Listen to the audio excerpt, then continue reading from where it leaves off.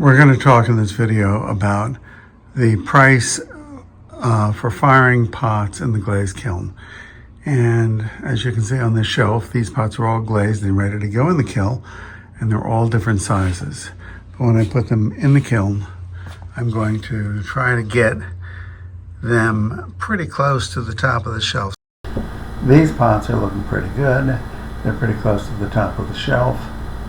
And these up above aren't so good. There's wasted space there.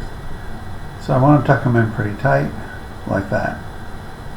To figure out the volume of this collection of pots in cubic inches, I arranged them with similar pots near each other. And as you can see, these are all going to fit under this post. They're about the same height.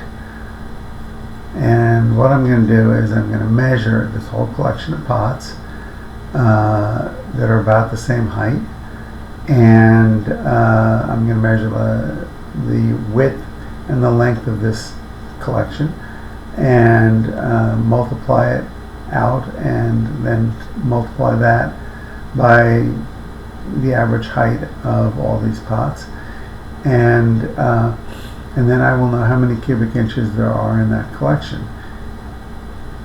And I do the same thing with the other pots on the table. So I'm changing the size of this group because I'm adding a couple more pots on. So now we're going to call this one 40 inches by 18 by 3 inches. So 40 by 18 by 3, that's one group. And this group here is 22 by, I would say 22 by 6, 22 by 22 times 6, and that other one, the individual, was 6 by 6 by 9, and then I multiply. We had one group that was 40 inches by 18 by 3 inches, totaling 261 inches, square cubic inches.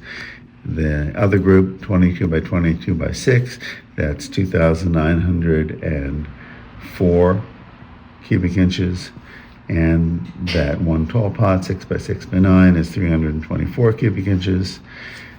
Total cubic inches is 5,388. And now all you need to do is multiply that number by the price per cubic inch, and that's what it's going to cost to glaze and fire these pots in Fireborn's kiln.